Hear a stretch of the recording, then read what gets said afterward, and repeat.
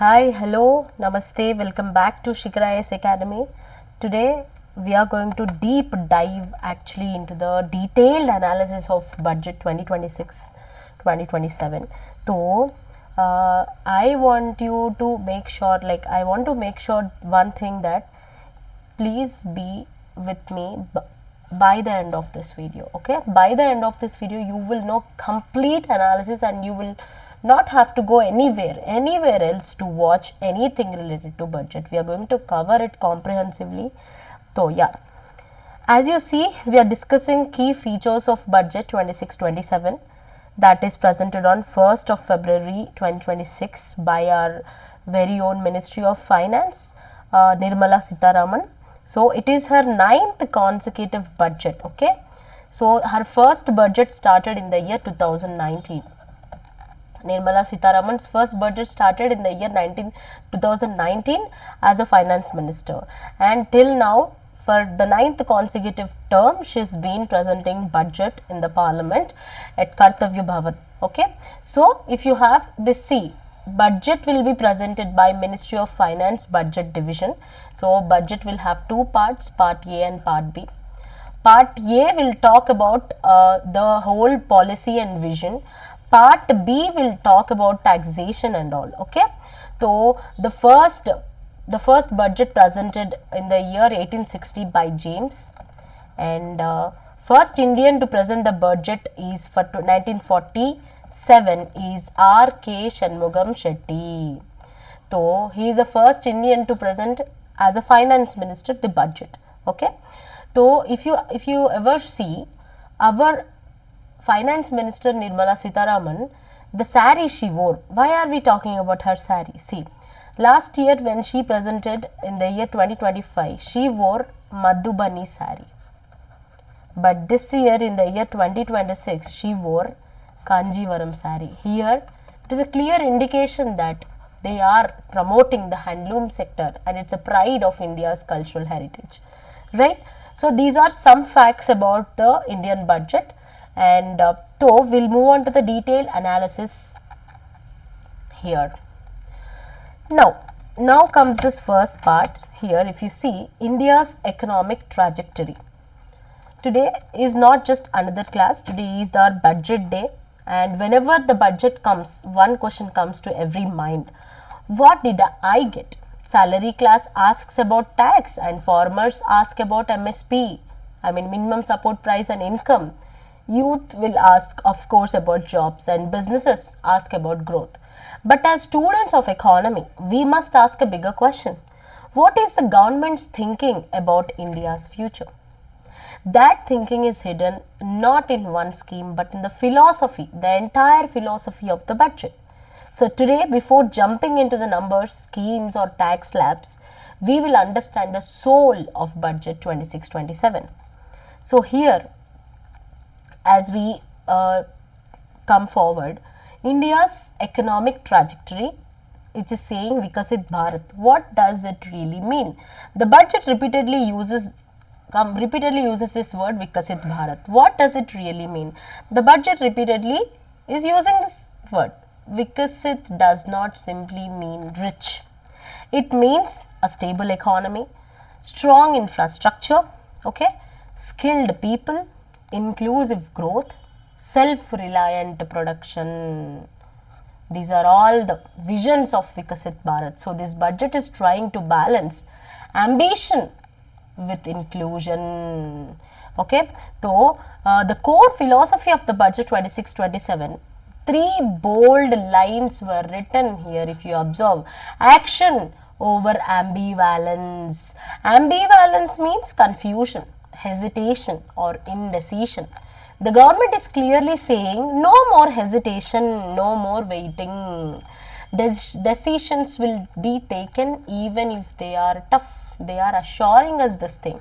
And if you see, like a family that keeps discussing for years whether to build a house, this budget says stop discussing. Now it is the time, start building. So that confidence has been given. And then reform over rhetoric.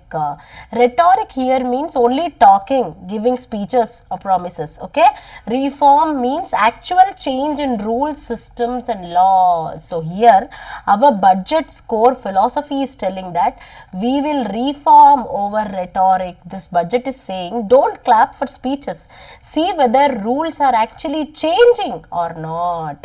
And another important philosophy is people over populism. Populism means giving short-term freebies only to win elections. People-centric means long-term benefit even if it is not flashy. Giving free cash once is populism.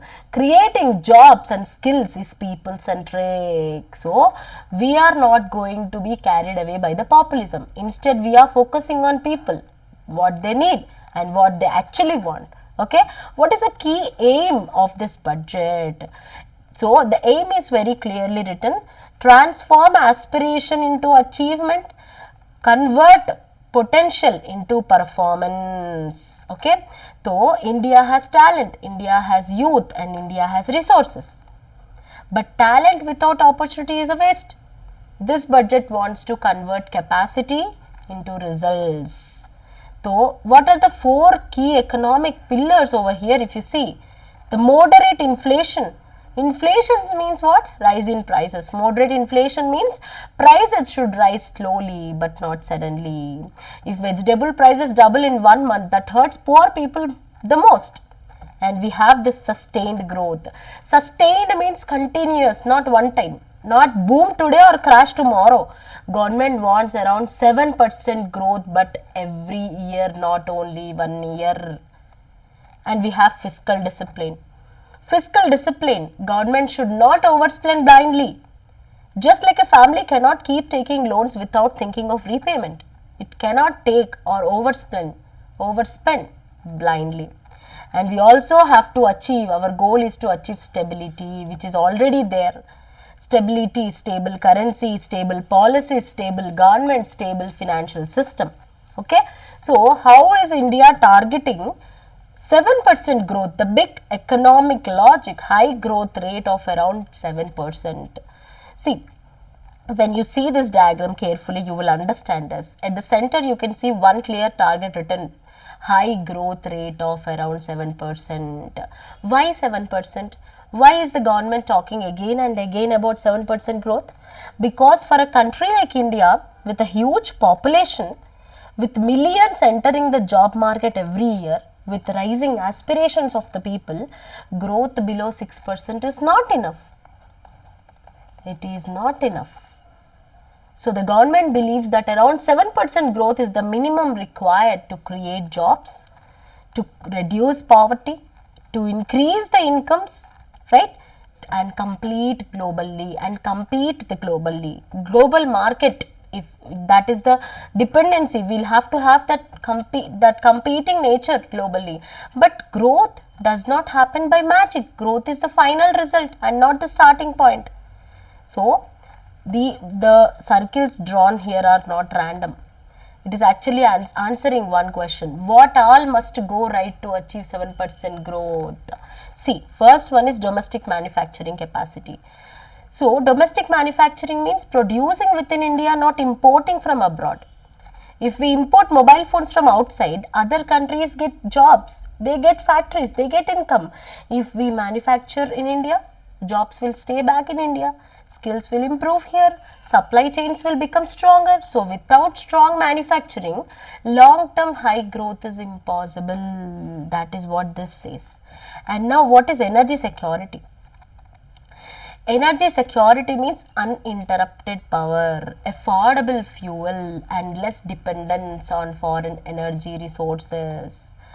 So imagine a factory without regular electricity. Can it run? Can it grow? Absolutely no, right? So growth needs that electricity, oil, gas and renewable energy, right? We'll need to achieve this energy security. And reduced critical import dependencies. So, critical imports are items which are essential for the economy, like crude oil, semiconductors, defense equipment, fertilizers, right? If we depend too much on imports, what happens? Prices will go up, supply can stop, economy becomes so vulnerable, right? So this budget wants India to produce critical items domestically only. And this far reaching structural reforms, now comes a very important one. So structural reforms means changing the system itself, not temporary fixes like labor law reforms, tax simplification, or business regulation reforms, or financial sector reforms, whatever it may be. Without reforms, growth becomes very temporary. With reforms, growth becomes permanent. So this is one thing that we'll have to have if it is the target of 7% growth rate. Fiscal prudence. What is fiscal prudence now? Fiscal prudence means government should spend wisely, not waste money, not borrow excessively. If a family keeps borrowing without control, what happens? One day the EMI will crush them. Same logic applies to the government also. What is this monetary stability? Monetary stability means stable interest rates, controlled inflation, which we are already having this, stable currency, which here we are, this is a challenge for us. If inflation is high, savings will lose the value and the poor will suffer the most. Uncertainty will increase. So growth needs what? Growth needs price stability. Strong thrust on public investment. So public investment means government spending on roads, spending on railways, spending on ports, power, digital infrastructure. So in developing countries, private sector follows after government builds the infrastructure.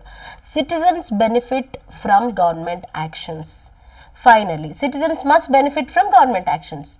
See, growth which benefits only a few is not sustainable. Yes or no? If citizens feel jobs are created, incomes are rising, services are improving, then growth becomes politically and socially the stable one. Right? So this is how we'll have to analyze the whole thing here. And if you see, becoming growth politically and socially stable is very important. Okay. Now see, now look again, like if you see this whole diagram again here, so 7% growth is at center. Around it are this 8 pillars. If even one pillar is weak here, the growth will the growth target will shake up. That is why this budget is not focusing on only one sector, but on multiple foundations simultaneously. Growth is not an accident. Growth is a design that need to be maintained, and budget 26-27 is trying to design a stable, resilient and inclusive growth path for India. Now, Yuva Shakti, this 26 budget is Yuva Shakti driven budget. Okay, this is declared as a Yuva Shakti driven budget. Yuva Shakti means the power of young people, skills, their innovation, their energy. But youth alone is not enough, right? So the budget also focuses on poor. It also focuses on underprivileged. It also focuses on disadvantaged sections. We also have three kartavyas of budget, first one, second one and third one. So this three kartavyas of budget 26-27, like government's moral and economic duties to be maintained. The government is not using the word objective or target here. It is using the word kartavya, which means what? It will be their duty, compulsory, right? So kartavya means duty, not choice or not option, it's their duty. So why this word kartavya is important? When the government says kartavya, it is saying we are morally and constitutionally responsible to do this. So this budget clearly defines three duties. What are those? The first kartavya is very clear: accelerate and sustain economic growth. So this accelerate means increase the speed of growth. Yes or no? Sustain, keep it running for many years. Fast growth for 1 year is easy, but sustained growth for decades is difficult. So this is our first duty. So, and also enhancing productivity and competitiveness. If you see, productivity means producing more output with the same effort. If one factory worker produces 10 units today and 15 units tomorrow using better machines and skills, that is called what? Productivity. Competitiveness means, can Indian products compete with China, Vietnam and Europe? That is a matter of question. Building resilience to volatile global dynamics. Global dynamics are volatile. That means what? we will have wars, pandemics coming up, oil price shocks, supply chain breaks. So here resilience means even if the world shakes, India should not collapse. So the first duty of the government is simple: keep the economic engine running no matter what, happens outside the country. What is the second kartavya here? Fulfill the aspirations of our people. Aspiration is not luxury. Aspiration is hope for a better life. A student wants a job. A worker wants the stability. A family wants the dignity. How will aspiration be fulfilled? Build people's capacity, skills, education, health, confidence. A person without skills cannot benefit from growth. So this budget focuses on skilling, reskilling and upskilling. Skilling, reskilling and upskilling. So these are important. And if you see, making them strong partners in India's path to prosperity. So government is not saying we will do everything for you. It is saying we will walk with you. People are not beneficiaries only. They are the partners for us in growth. What is the third kartavya? Vision of Sabka Saath, Sabka Vikas. Now comes the third and most inclusive kartavya. Sabka Saath, Sabka Vikas. Sabka Saath means everyone's together. Sabka Vikas, development for all. What does this mean in practice? This budget clearly says growth should reach every family, every community, every region, every sector. Access to resources, access to amenities, access to opportunities. What are that like meaningful? Here also they have given meaningful participation. So it means opportunity to work, opportunity to earn, to grow. So development without that participation creates that inequality. So if we connect all these kartavyas, grow the economy strongly, the first one. Second one, prepare people to benefit from that growth.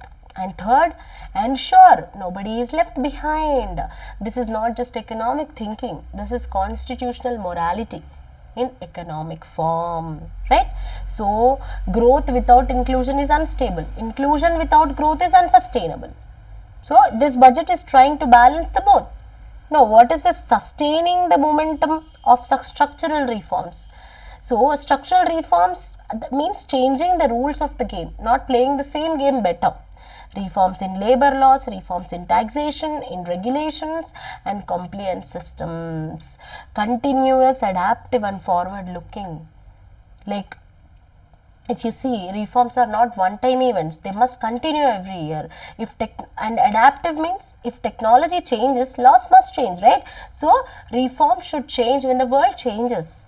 Forward-looking means preparing for future problems, not the past ones. This mindset actually separates developed economies from the stagnant ones. Okay, what is this robust and resilient financial sector? So second engine here is robust and resilient financial sector. So robust means strong. Resilient means it can absorb the shocks. So what is the role of financial sector? The financial sector includes banks, non-bank financial institutes, financial companies, stock markets and insurance companies. So here the three core functions: mobilizing the savings, allocating the capital efficiently and managing the risks. Mobilizing the savings means people save money and banks collect these savings. Allocating capital efficiently, which means capital, if you see, capital means money for investment. Efficient allocation should go to the productive activities, not the wasteful ones. Managing risks like loan defaults, market crashes, economic shocks. A strong financial system absorbs all these risks. What is this? Cutting edge technologies including AI applications. The third engine here is cutting edge technologies including AI. See, cutting edge technology means most advanced, latest technologies, right? Latest technologies. So here, what is AI? As you know, AI is artificial intelligence which can analyze data, which can learn patterns, and which can help in decision making. So how this technology improves governance? Technology acts as a force multiplier for better governance. Governance means how government delivers the services. AI can help in targeting that subsidies, AI can help in that detecting fraud, reducing that delays, and improving that efficiency. So structural reforms decide the rules. Financial sector provides the fuel. Technology ensures that speed and accuracy. Without reforms, finance is wasted. Without finance, reforms will fail. Without technology, both will become slow and inefficient. So it is rewriting the economic system. So like through reforms, through finance and technology. Now see here, India's Reform Express, it is written. So as you know, express is something that does not stop at every small station. It is clear destination and high speed. Similarly, government is clearly telling that reforms will continue, reforms will accelerate, and reforms will not be reversed easily. The first bullet here is government has undertaken comprehensive economic reforms, right?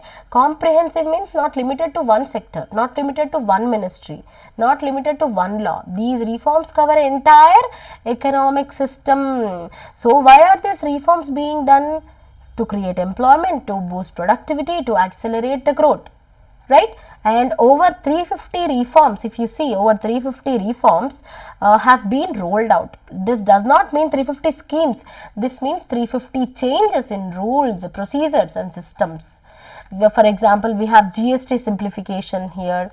So GST, goods and services tax, initially GST reduced multiple taxes, but compliance became complex. So now the focus is fewer forms, simpler filing and less litigation. A businessman should run his shop, not run behind tax offices. Yes or no? So that comfort should be given through the reforms. That is what it is meant.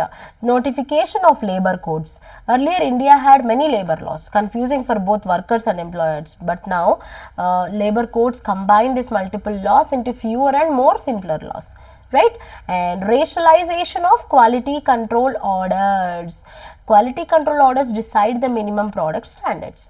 Rationalization here means removing unnecessary rules, keeping only essential quality requirements. So this reduces burden on manufacturers, especially the MSMEs, right?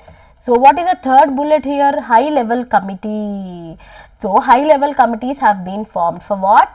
So high level committees for study existing laws, identify the bottlenecks and suggest future reforms. So reform is now institutionalized but not temporary. It is not temporary, it is now institutionalized. Fourth bullet here is central government is working with the state governments on deregulation and reducing compliance requirements. So here deregulation means reducing unnecessary government control. Compliance means paperwork, approvals, inspections. So too much compliance will kill what? It will kill the entrepreneurs. It will kill the entrepreneurship. So the goal is trust-based governance, fewer approvals and faster decisions, right? So this is how budget gives the direction for 1 year. Reforms will decide the direction for decades. India's Reform Express is about building an economy that works smoothly, that works efficiently and that works competitively. Now let's understand the pillars of growth and development. This is the architecture, okay? This is the architecture of budget, right? So see, this is about how the government is thinking. Just like a building cannot stand on one pillar, an economy also cannot grow on one idea. So this is why budget is built on what? This 6 pillars, 1, 2, 3, 4, 5 and 6, right? So we'll discuss one by one. Why the word pillars is used here? See, if one pillar is weak, the entire structure becomes unstable. See, now like first pillar here is sustaining economic growth. Sustaining does not mean one time growth, as I said, it means growth year after year. India is already growing, but the challenge is what? How do we keep it going? So this pillar focuses on manufacturing, it focuses on services, it focuses on MSMEs, it focuses on exports, and it focuses on productivity, because without continuous growth, jobs, incomes and revenues will slow down, right? And the second one is strengthening the foundations of growth. See, foundations are things you don't see, but without them nothing stands, right? So foundations will include infrastructure, energy, logistics, financial system. You cannot run fast on a weak road, right? Similarly, you cannot grow fast on weak infrastructure. Now, what is the third pillar? People centric development. See, this will include health, education, skills, social security, inclusion of vulnerable groups. An economy grows only when its people grow. And the third one is trust based governance. Earlier governance was suspicion based, inspection based and permission based. Now the idea is trust the citizen, trust the entrepreneur, reduce that harassment. So when trust increases, compliance will increase and corruption will reduce, efficiency will increase, right? So this is how. And the fifth pillar is ease of doing business and ease of living, right? So ease of doing business and ease of living. Ease of doing business is for businesses, ease of living is for citizens. Ease of doing business means fewer approvals, faster clearances and simpler taxes. Ease of living means simpler services, digital access and less paperwork.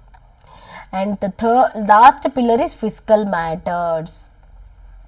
Here it is fiscal matters. What do we mean by fiscal matters? It means government income, government expenditure, government deficits, debt management. So no matter how good your plans are, if finances are not managed properly, the system will collapse, yes or no? So this pillar ensures that fiscal discipline, debt sustainability and long-term stability. Now see, all these pillars will create that momentum. So this foundation support that growth, right? So this is not a random budget, guys. This is a well structured and I would say this is a well structured economic framework that has been presented, right? So we will now understand engine by engine in very deep, in a very depth manner. Okay, the first pillar, sustaining economic growth, that manufacturing, strategic and frontier sectors. What is given in pillar 1 of the budget? Sustaining economic growth. So, and the very first focus under this pillar is what? Manufacturing. Why manufacturing first? Because no country in the world has become developed without strong manufacturing. What do we mean by strategic and frontier sectors?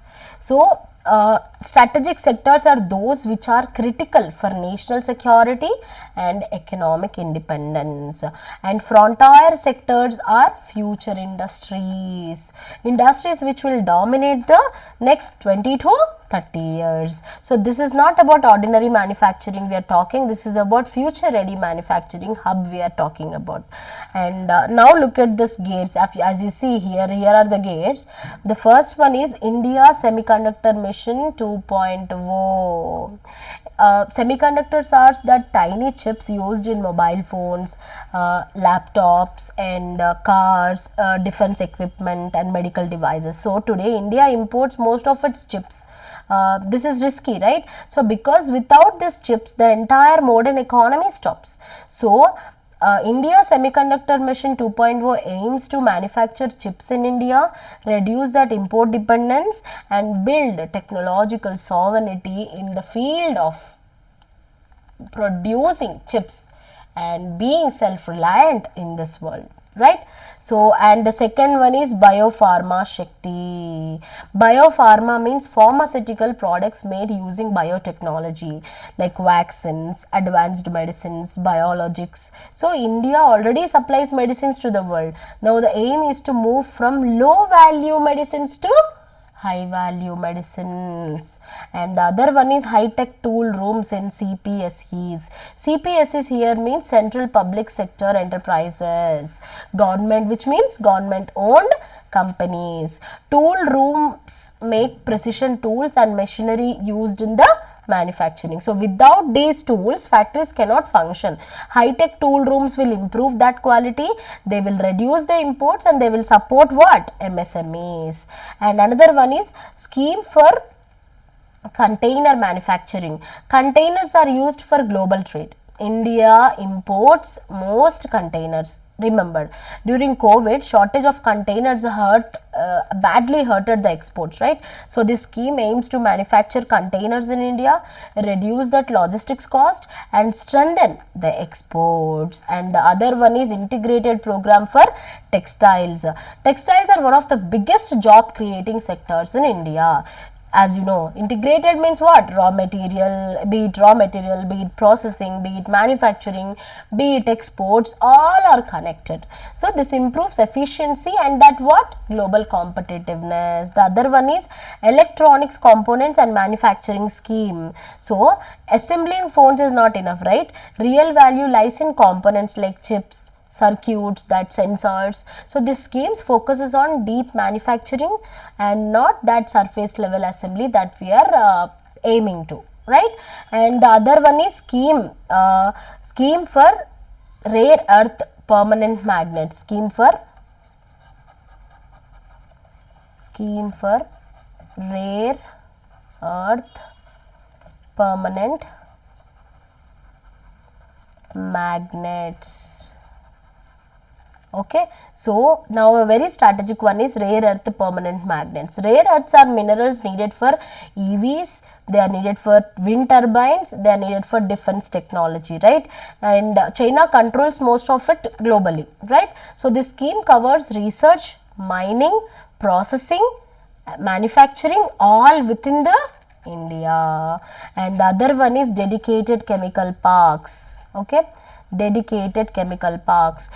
Chemicals are basic inputs for many industries like textiles, pharma, plastics. So dedicated park means shared infrastructure, lower cost, pollution control, and faster approvals, right?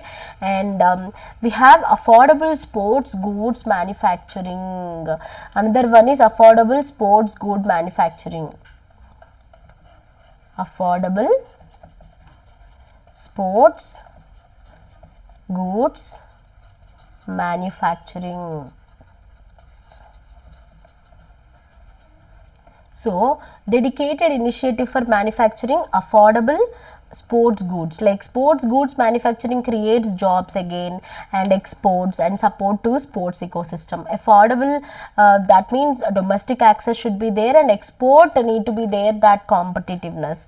And scheme to revive 200 legacy industrial clusters. Like reviving 200 legacy industrial clusters. If you see, these are old industrial areas which lost competitiveness. Revival, that means modern infrastructure, new technology, and then if you see new technology and fresh investment. So this is cheaper and faster than creating new zones. And high value and technologically advanced construction equipment. Infrastructure needs that machines, cranes, earth movers and heavy equipment. Yes or no? Manufacturing them domestically will reduce our imports and will lower our project cost and will also create the skilled jobs, right? So see, if we connect semiconductors power this electronics and chemicals will support pharma and textiles. Tool rooms, as we discussed, will support the MSMEs, right? So rare earths will support what? Future technology. So entire ecosystem based manufacturing, this is like entire ecosystem of manufacturing, not one isolated scheme here.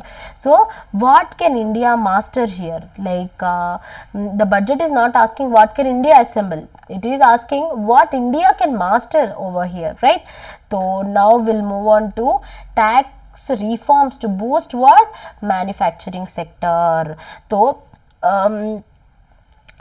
till now we have discussed what India wants to do, like manufacturing, jobs, self-reliance, but wanting alone is not enough, right?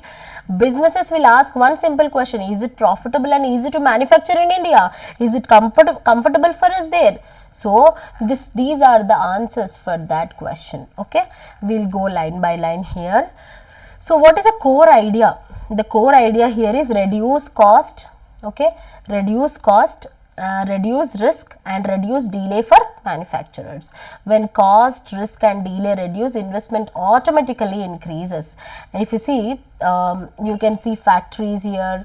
We are talking about robotic arms, we are talking about special economic zone type infrastructure. So high-tech manufacturing inside India connected to what? Global market. So we'll go point by point. 5 years, like see, 5-year income tax exemption for non-residents. Okay, exemption from income tax for 5 years to non-residents, providing that capital goods and equipment or that tooling. So here non-resident means who? Non-resident is a person who belong to that foreign companies or foreign investors we're talking about. So capital goods are machines used to make other goods, like tooling means which is specialized tools used in manufacturing. Bonded, this bonded zone is a special area where goods can be imported without that immediately paying customs duty. So what government is saying here? Foreign companies, bring your machines, bring your technology, but set up manufacturing in India itself. For 5 years we won't tax your income, which is very welcoming to whom? To the foreign investors. This is first point. In the second point, we are talking about safe harbor to non-residents, like safe harbor for component warehousing. Provision of safe harbor to non-residents for component warehousing. Safe harbor means they'll have fixed rules, but no disputes and no harassment. Warehousing is where we store components before use, right? So foreign suppliers can store their components in India without that fear of tax disputes. This improves what? This will improve supply chains. And the third one here is deferred duty payment window to trusted manufacturers. So deferred means that paying later. Manufacturers don't have to pay duty immediately, like buying raw material today and paying tax after selling that final product. This will improve what? This will improve cash flow. And the other one, duty free import limit for seafood exports has increased. If you see, duty free imports for seafood processing increased from what to what? 1% to 3%.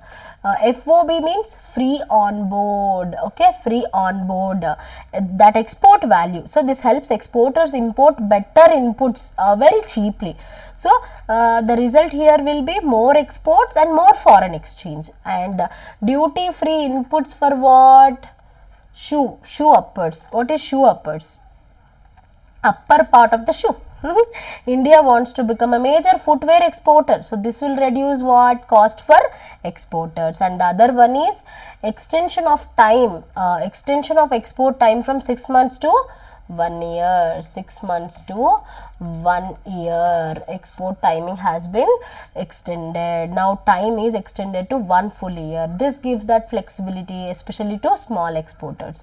And customs duty exemption for microwave oven parts. Exemption from basic customs duty on parts used to manufacture microwave ovens. Instead of importing that finished products, manufacture inside India. Okay, this will support domestic electronics manufacturing. Of course, here understand guys, here the main aim is to promote manufacturing, but develop manufacturing only in India. Okay, so and the other one is customs duty on components of for aircraft manufacturing.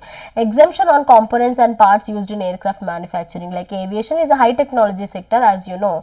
This reform encourages what? This reform will encourage aircraft manufacturing and MRO. MRO means what? Maintenance, repair and overhaul will happen in India. Other one is raw material.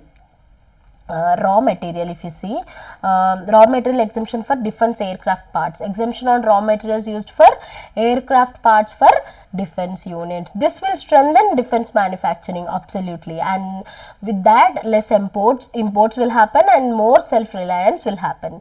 And other one is importers, trusted importers recognized in risk system, like trusted importers will be recognized here, and customs will not check every shipment of trusted firms, right? We will develop that trust, so this will reduce that delay and harassment. Another one is electronic sealing for export cargo. Export cargo can be electronically sealed at factory itself, no need for repeated inspections, faster exports, and this will imply the faster exports and lower cost. Okay, and the other one is one time concession for SEZ units. Finally, one time measure to allow special economic zone units to sell in domestic market at concessional duty. This helps SEZ units clear that inventory and stay very viable. Okay, see, almost every reform does one or more of these: reduce tax, reduce delay, reduce uncertainty, improve that cash flow, right? This is how governments invite manufacturing, not by speeches, but by what? But by reducing the friction. So manufacturing does not grow where taxes are lowest. Manufacturing will grow where systems are smooth. This budget is trying to make India that place. Okay, and other one is three-pronged strategy. If you see the three-pronged, before that MSMEs as champions, how the budget is empowering small businesses. So if you see, who employs the maximum number of people in India? It is not big corporates, it is MSMEs. So what are MSMEs? MSMEs are micro, small, medium enterprises.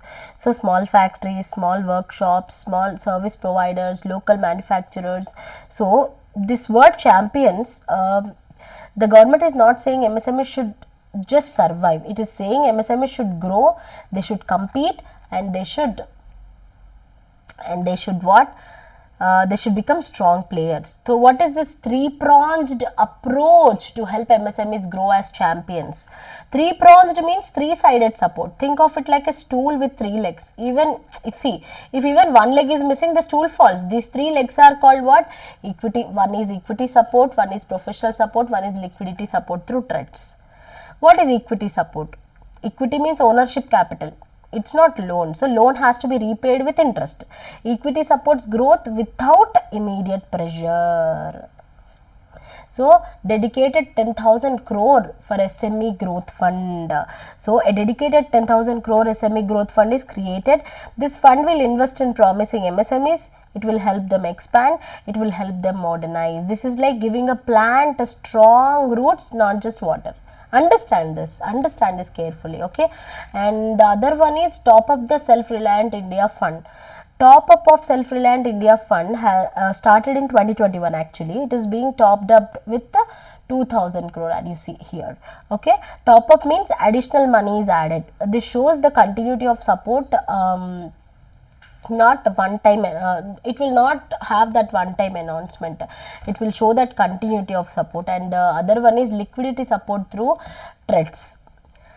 So MSMEs, this is the biggest problem of MSMEs. MSMEs sell goods today but get payments after months. What is threats here? Trade, see, threats means trade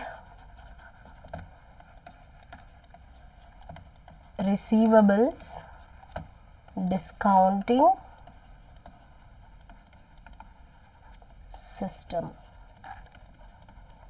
It is an online platform where MSMEs can get money immediately against their pending bills. Mandating threats for CPSC purchases.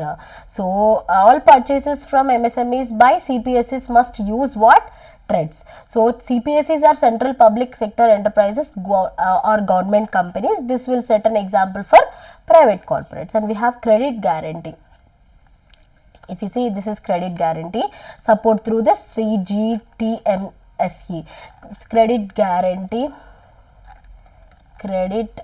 guarantee fund trust for micro small enterprises. If MSME fails to repay, guarantee covers part of the loss. So banks are more willing to lend, and linking this with GEM with TREDS. So GEM means government e-marketplace. Linking GEM with TREDS means faster payments, cheaper loans, less paperwork. TREDS receivables as asset-backed securities. Now this is advanced but very important. Pending MSME bills are treated as assets. These assets can be traded, and they can be creating liquidity and faster settlement and secondary market as well. Okay, and the third branch here is professional support. This is a very silent but very important problem. Many MSMEs fail not because business is bad, but because compliance is confusing. Corporate mitras. So here they have proposed corporate mitras. As you can see, our finance minister in her speech also delivered the same. Corporate mitras in tier 2 and tier 3 cities, tier 3 towns. Like, government will facilitate professional institutions to create corporate mitras. Corporate mitras are professional helpers, like guides. They help MSMEs with filing returns, compliance and documentation, and also the legal requirements, and these are all at affordable costs, right? Now we'll understand this tax proposal. Tax proposal, removal of rupee 10 lakh value cap per consignment on courier exports. Earlier MSMEs could export small value goods only. Now there is no cap. This will help e-commerce exporters, small manufacturers and artisans. Okay. So budget, what is the budget is doing for MSMEs? It is giving them capital to grow, it is giving them cash to survive, and it is giving them guidance to comply. So this is how MSMEs are turned into champions but not dependents. Okay. Now we'll understand about renewing the emphasis on services sector. So till now we have discussed manufacturing, right? So does India earn more from factories or from services? The answer is absolutely from services. Okay, so that is why this budget says renewing the emphasis on the services sector.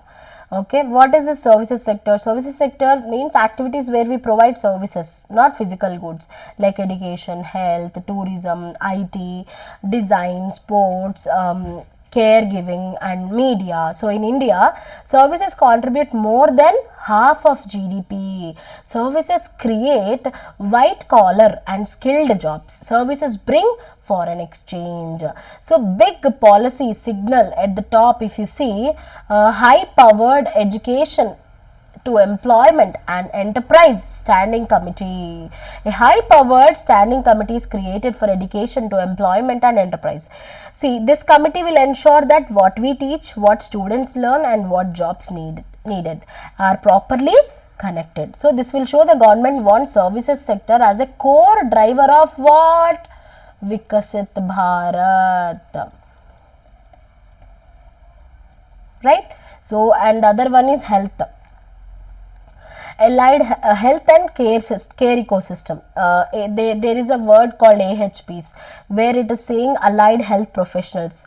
Okay, allied health professionals are nurses, lab technicians, physiotherapists, radiology staff and caregivers, right?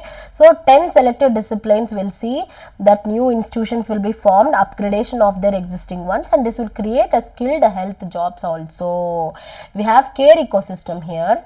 Care ecosystem, next is this care ecosystem. The budget plans to train 1.5 lakh multi-skilled caregivers. So here multi-skill means one person trained in multiple care skills, like population, like this is important because population is aging, right? Healthcare demand will be rising, care jobs are growing globally. So medical value tourism. Now look at this medical value tourism here. Medical tourism means foreign patients coming to India for treatment. India offers quality treatment, affordable cost and skilled doctors. The budget supports states to create 5 medical tourism hubs. This is done in partnership with private sector, and we have this Ayush sector. Ayush stands for Ayurveda, Yoga, Unani, Siddha and Homeopathy. 3 new all India institutes for Ayurvedas will be set up. Ayush pharmacies and drug testing labs will be upgraded. The aim here is higher certification standards and global credibility. Also, the WHO Global Traditional Medicine Center will be upgraded. And now the hot topic is orange economy. What is orange economy? Orange economy refers to creative industries like media, content, animation and gaming. Here comes the AVGC. What is AVGC? Animation, visual effects, gaming and comics. The budget proposes AVGC content creator labs in 15,000 secondary schools and 500 colleges. This prepares youth for future digital jobs. So this is very important. Okay. The other one is design sector. A new innovation institute for design will be set up, like challenge route. Here if you see, challenge route means competitive selection for best location and concept. This institute will be in Eastern India and will support the regional balance. Okay. And we also have sports sector, where through Khelo India mission, integrated talent development means identifying talent early and providing them that systematic coaching and scientific training. Science and technology will be integrated into sports. Sports infrastructure will be developed, and sports today is not only about medals, guys. It is also about jobs, it is also about industries, and it is also about services. So this will feed an entire ecosystem of sports. Okay. Now we'll understand about. So if you see education, tourism and tax reforms, when it comes to education sector, education as a service and growth driver, if you see, first let us start with education. 5 university townships. The budget proposes 5 university townships. What are these university townships now? So a township means universities, hostels, research centers, industry linkages, all in one ecosystem. Okay, all will be in one ecosystem. These will be located near major industrial corridors and logistic corridors. This will ensure students will learn where jobs are created. And another one is girls hostel in higher education. A girls hostel in higher education, STEM institutions, science, technology, engineering and math institutions in every district, like science, technology, engineering and mathematics. Many girls drop out not due to the lack of talent, right, but due to the lack of safe accommodation. So this bringing up girls hostel in every district, this reform improves that access, that gender inclusion and women participation in technology fields. And now we have telescope. If you see this telescope, setting up or upgrading 4 telescope infrastructure facilities. This is for astronomy, space science and advanced research. It will help India to become a knowledge and research hub, not just a teaching hub. And another one is tourism. Now we have done with education. Now we will discuss about tourism sector. Tourism is one, as you know, in India, tourism is the largest, tourism as a service powerhouse we can consider. Tourism is one of the largest job creators in services sector. So here we'll have National Institute of Hospitality that will be set up. Hospitality includes hotels, travel services, catering, event management. This institute will act as a bridge between academia, industry and government. See here, that means students will learn what industry actually needs, like upskilling 10,000 guides. A pilot scheme will upskill 10,000 tourist guides across 20 iconic tourist sites. Better guides means here better tourist experience, higher spending, global reputation and national destination digital knowledge grid. National Destination Digital Knowledge Grid. This is a digital platform to document historical places, cultural sites and tourist destinations. This will improve planning, promotion and preservation. And we have eco-tourism trials like mountain trials, turtle trials, bird watching trials. This will promote eco-friendly tourism, right? Tourism without destroying nature. And other one is Global Big Cat Summit. India will host the first ever Global Big Cat Summit. This is important. Global Big Cat Summit, first ever. This is important, guys. So India has tigers, lions, leopards, cheetah, right? This positions India as a leader in both wildlife conservation and what? ecotourism, and we have archaeological sites and Buddhist circuits. 15 archaeological sites will be developed into vibrant experiential cultural destinations. So like Buddhist circuits will be developed in Northeast. What this will do? This will boost cultural tourism, regional development, and also foreign tourist inflow. And we also have this tax reforms here to boost services sector. So first one is clubbing of services under IT category. Different services are now clubbed under information technology services. One category, one rule, and one safe harbor. Safe harbor here means fixed tax margin and no disputes. So safe harbor margin is fixed at what? 15.5 percentage. So safe harbor threshold increased. Earlier threshold was 300 crore. Now it is increased to what? 2000 crore. More companies will get certainty and that peace of mind. And other one is approval for safe harbor. Like it is done through a rule based automated process, like less human interface, less corruption, and faster clearance. Again, the safe harbor at 5 years. For 5 years, companies can choose to continue safe harbor for 5 years. This will give them long term certainty for their planning. Faster APA process. What is APA here? Advanced pricing agreement. Okay. So it fixes transfer pricing issues in advance. Now unilateral APA to be completed in 2 years. It will be extendable by 6 months. And other one is modified returns and cloud services. Modified returns facility will be extended to associated entities like tax holidays till 2047. For foreign companies providing cloud services through India-based data centers. Related to what? Related entities get a safe harbor of 15% on their cost. This will attract global cloud companies.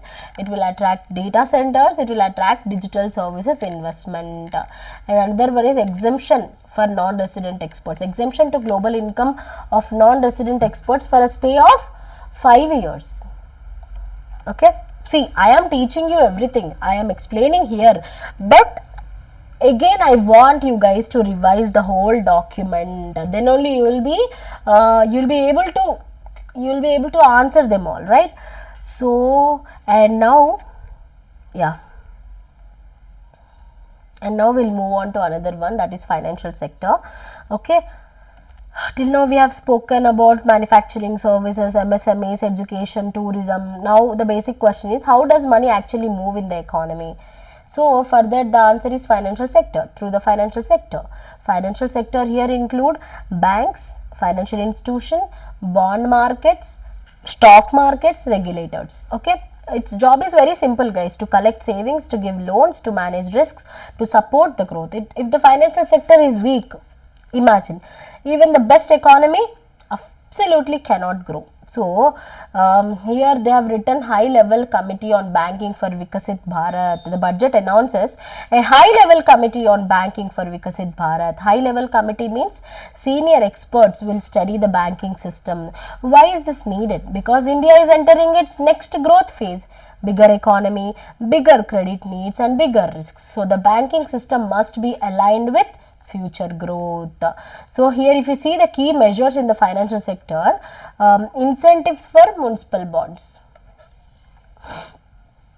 So the incentive of 100 crore for a single issuance of municipal bonds of more than 1000 crore. So current scheme here is Amrut. See, municipal bonds are bonds that are issued by who?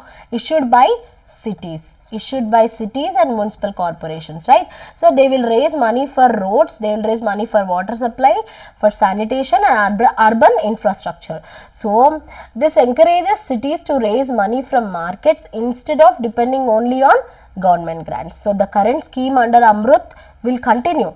See, Amrut here means Atal Mission for Rejuvenation and Urban Transformation.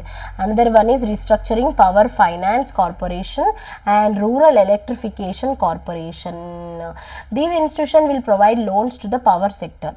Like restructuring means improving the efficiency, better risk management, stronger balance sheets. This is important because power sector needs that massive investment. Okay. And again, the review of FEMA. FEMA here means Foreign Exchange Management Act. Okay. Non-debt instruments include equity investments. We'll have equity investments, and then we'll have foreign direct investment, FDI. Okay. Reviewing FEMA rules will help us attract that foreign investment and simplify their regulations and remove that confusion. Okay. And the other one is market making framework and total return swaps. So introduction of market making framework, like total return swaps on corporate bonds. Like market makers ensure that buyers and sellers are always available, prices are stable, and markets are liquid. Okay. So it is a financial, if you see what is this total return swaps, ma'am, it is a financial tool to manage risk and improve the liquidity. So these reforms deepen the corporate bond market. Now tax proposals for financial sector. Okay. Here what is STT? Raising XTT is written. What is STT now? It is STT means securities transaction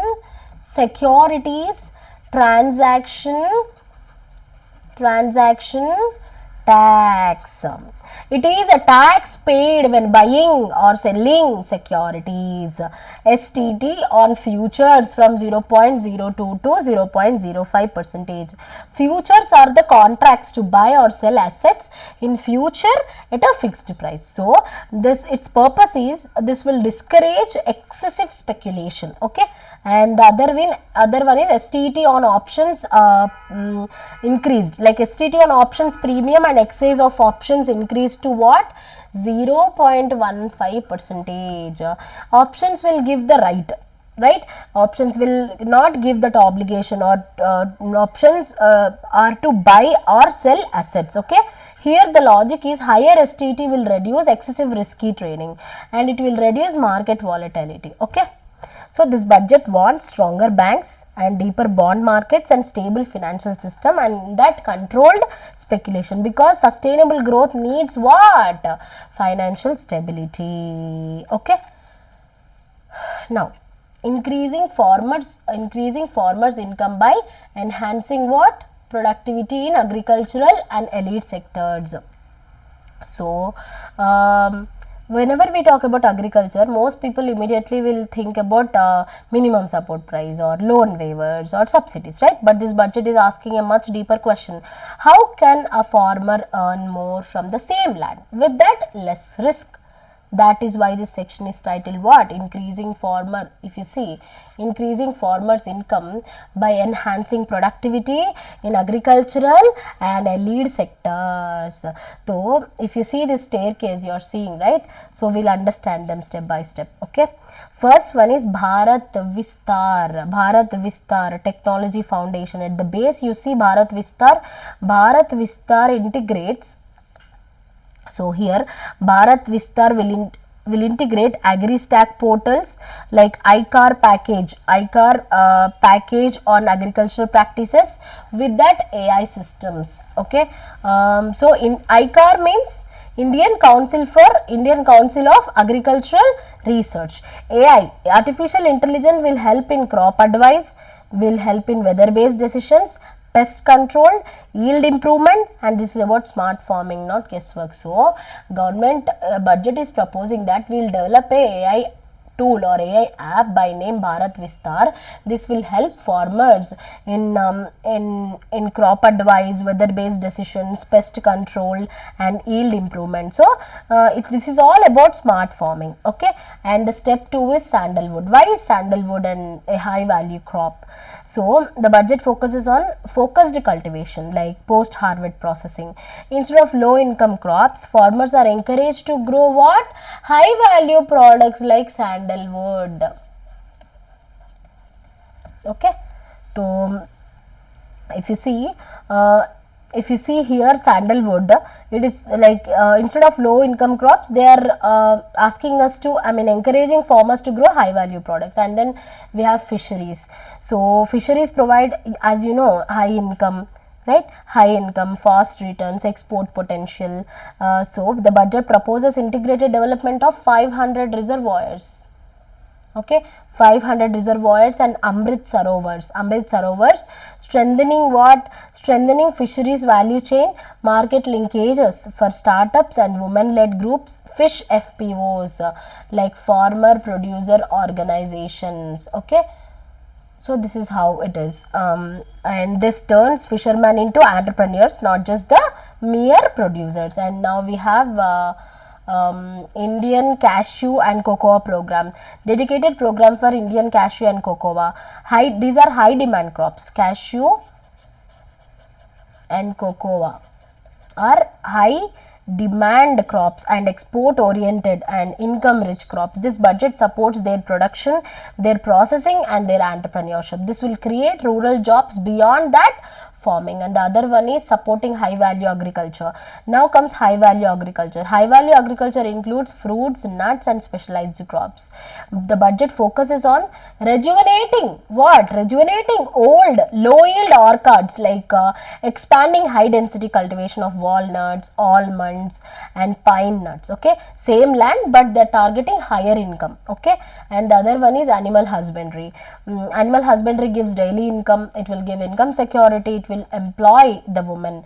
So the budget proposes loan linked capital subsidy and that support for veterinary colleges, veterinary hospitals, diagnostic labs and breeding facilities in the private sector. So this professionalizes livestock farming. The other one is dedicated program for horticulture. Horticulture includes fruits, vegetables and flowers. So this horticulture will focus on what? Productivity, post-harvest processing, entrepreneurship, and horticulture increases income per acre. And we also have skill alignment. See, boost engagement and relevance by aligning training with employee roles. Like this means what? Skills taught must match actual farm and elite sector jobs. So without any useless training, we need all that. Now what are the tax proposals here? Fish catch made duty free. So here fish catch by Indian vessels in exclusive economic zone or high seas will be made what? Duty free. Okay, tax deductions for cooperatives. Primary cooperative societies will get deduction for supply of cattle feed, cotton seed produced by the members, and this will strengthen what? Cooperative farming obviously. And inter-cooperative dividend deduction. Dividend income between cooperative societies is allowed as deduction as long as income is distributed to members. This will avoid what? Double taxation. Okay.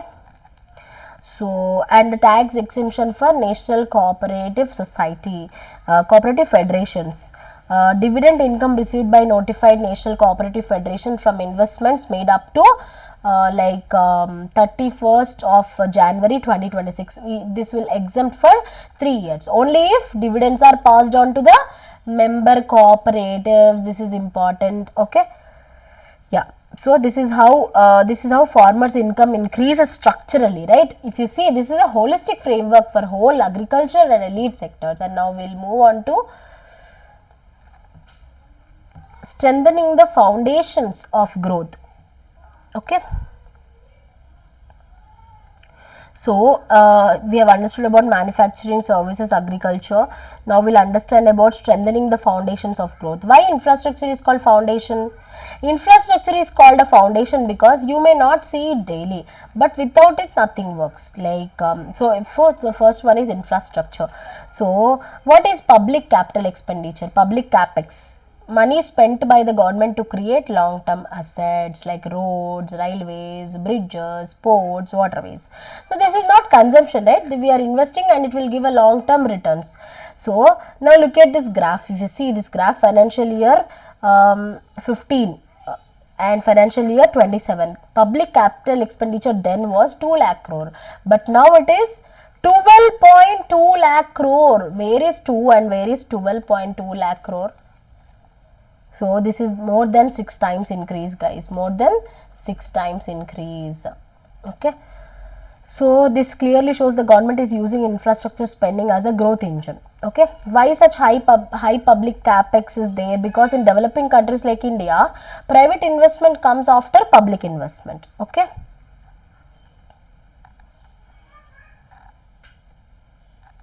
now we'll understand about ensuring that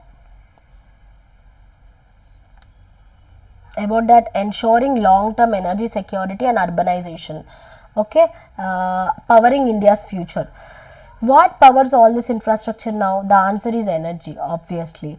And where does most of this economic activity happen? In the cities, right? That is why this has two parts. Energy, one is energy security, and another one is urbanization. Okay, so if you see here, where does this where does most of this economic activity happen? That happens in cities. So ensuring that long term energy security and stability. First of all, what is energy security? The uninterrupted energy supply, affordable prices, and less dependence on imports, on long term stability. Okay, so when it comes to, if you see the carbon capture here, carbon capture, utilization and storage, like we call it as CCUs. That means capturing carbon dioxide before it goes into the air. This scheme has an outlay of 20,000 crore. So CCUs allows growth without destroying the environment. The other one is BCD. BCD exemption for sodium antimonate, that solar glass. Exemption of BCD on sodium antimonate. BCD means basic customs duty. See, it is used to make solar glass. Sodium antimonate is used to make solar glass. This will reduce cost of solar panels, and when the thing is cheaper solar, then we'll go on to the more renewable energy, right? And such, again, we have extension of BCD exemption for lithium ion cells. We have extension of BCD exemption for nuclear power projects, and we have exclusion of biogas value from central excise. And energy security, if you see as a big picture, this budget supports clean energy, domestic manufacturing, reduced imports, and long term stability. So energy security is not just about power, it is about economic sovereignty. And when it comes to urbanization, urbanization does not just mean more buildings, it means concentration of people, concentration of jobs, markets, and innovation. And we have city economic regions like agglomeration. When people and businesses come together, productivity will increase. And focus on tier 2 and tier 3 cities that will offer lower cost, more space, and balanced regional growth. And growth connected 7 high speed rail corridors at Mumbai, Pune to Hyderabad, Hyderabad to Bengaluru, and then Hyderabad to Chennai, Chennai to Bengaluru, Delhi to Varanasi, and Varanasi to Siliguri. High speed rail will reduce time travel, right? So these are environmentally sustainable passenger systems. We also have one more thing called people-centric development and trust-based governance. So if you see, till now we have spoken about growth, infra, energy in cities, right? Who is all this growth for? If growth does not improve human lives, then it is only a number. So that is why the budget now will move to people-centric development. So people-centric really means what? Policy designed around human needs and dignity before the charity. Like this section will focus on care, it will focus on inclusion, it will focus on disability, mental health, and emergency services. Care, we will talk about care ecosystem. And we also will talk about 1.5 lakh multi-skill caregivers, as we have already discussed, and self-help entrepreneurship like She-Marts. Self-help entrepreneurship, self-help entrepreneur marts called She-Marts. These are the community-owned retail outlets.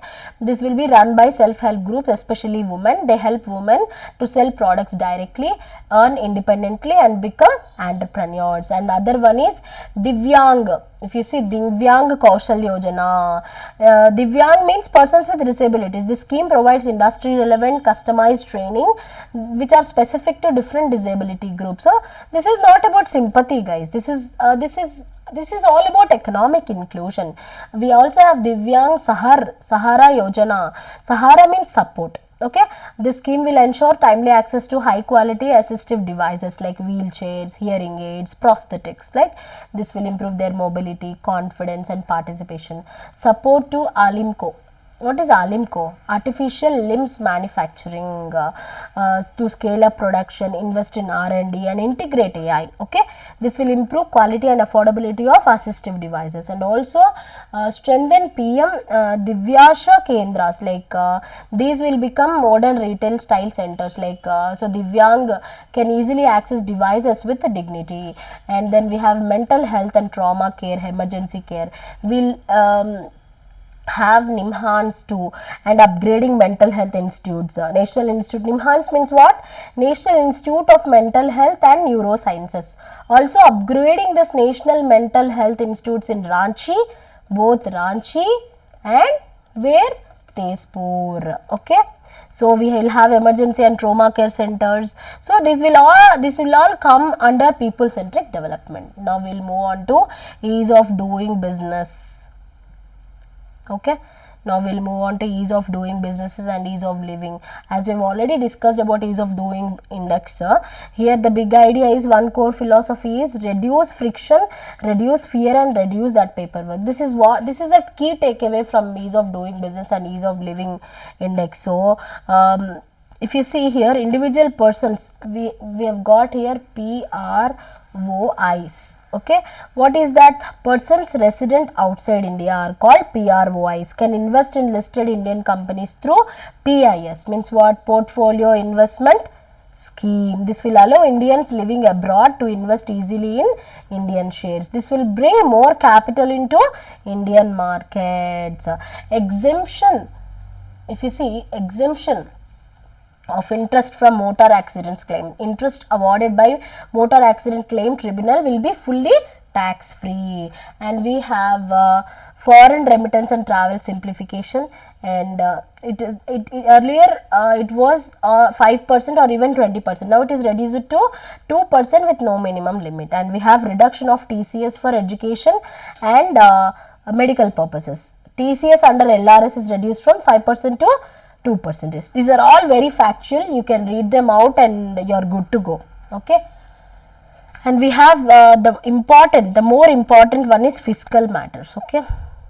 Now we'll understand about the fiscal matters. How responsible is the government with the money? Now we come to the most uncomfortable but most important question. Can the government afford all this? Oh, we have given so many things, but can the government is really in the form of affording all this? This is where fiscal matters comes in. What does fiscal matter mean? How much the government earns, how much it spends, how much it borrows, and how responsibly it manages debt. Okay. The 16th Finance Commission, if you see here, Finance Commission is a constitutional body. Its job is to decide how central taxes are shared with states, how much support states need. So vertical share retained at what? 41%. Okay. And 1.4 lakh crore grants to states will be given. This will include rural local body grants, urban local body grants, disaster management grants. This will support local governance, grassroots development and disaster preparedness. We also have fiscal consolidation. What is fiscal consolidation? It means reducing deficits and debt gradually without hurting the growth. So it is all about that balance. Okay. Debt to GDP target. The central government targets debt to GDP ratio, if you see, 50 plus or minus 1% by 2030. How big government debt is compared to the economy is what debt to GDP shows. Lower ratio means more fiscal space we are having. Now what is the current debt position? In budget estimates, we have our current position is estimated at 55.6%. This is slightly lower than 56.1. Okay. So this shows gradual improvement but not a shock reduction. And we have fiscal deficit numbers. 4.4% of GDP is our fiscal deficit. This is important. And we have deficit trends. Go through this graph carefully. This graph shows 4 types of deficit: fiscal deficit, revenue deficit, primary deficit, effective revenue deficit. And now, last but not least, where does rupee comes from? The government income. Let us first see where the government gets its money from. Okay, this is actual budget data. From borrowings and liability, it will get 24%, and from income tax, it will get 21%, and from corporation tax, it will get 18%. From GST and other taxes, it will get 15%. So these two are very important, where rupee comes from and where rupee goes to. Okay, this is important to be analyzed and noted down. So questions may arise from these two diagrams very specifically. Okay, when borrowings increase, interest payments will increase. When interest payment increase, money for development reduces. That is why fiscal consolidation is very critical. Now we'll understand receipts and expenditure. Okay, how are government receipts changing over time? How is government expenditure structured over time? This will show the financial health report of the budget. If you see, we'll have capital receipts, revenue receipts, effective capital expenditure, revenue expenditure. These two are also really important. Go through these graphs very carefully and note them down. So this will show higher borrowing or higher capital mobilization. It also signals us continued reliance on capital funding, mainly for growth. Okay. Now, what are our robust economic foundations? Is India's revenue base really strong? See, till now we have seen deficit, spending and borrowing. How strong is the government's income base? Because strong foundations decide whether growth is sustainable or not. So what does robust economic foundation mean here? Strong, resilient, able to handle shocks like tax revenue, non-tax revenue, right? So the trend in net receipt of center, if you see, what are these net receipts? Net receipt means money that finally remains with central government after sharing taxes with states. This graph is showing 3 components here. Go through them. And center's net tax revenue, this is main pillar, and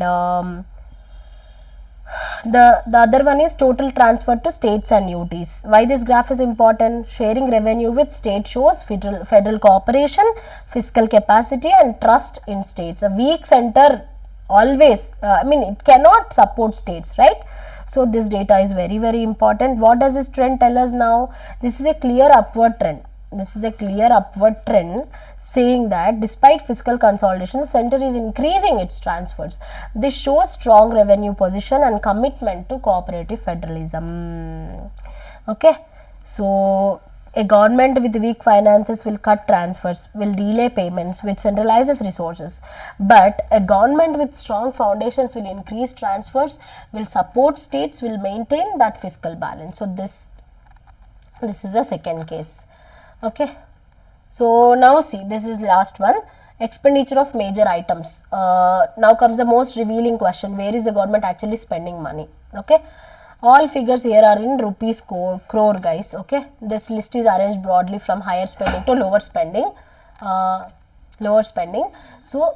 So the items at the top represent top national priorities like transport, defense, and then we have development and governance focus, home affairs, agriculture and human capital, if you see, and then education, and then energy, and then health, and then urban technology and industry, IT and telecom, and commerce and industry, social welfare, scientific departments, tax administration, external affairs, finance, development of Northeast under least preference. Okay, see, the expenditure pattern reflects a calibrated balance between both infrastructure led growth, national security, human capital development and social inclusion. So see guys, budget speaks louder through the expenditure than what? Than the announcement. So this expenditure profile shows a government investing in growth, it is investing in security and people simultaneously. Thank you so much whoever have come till here,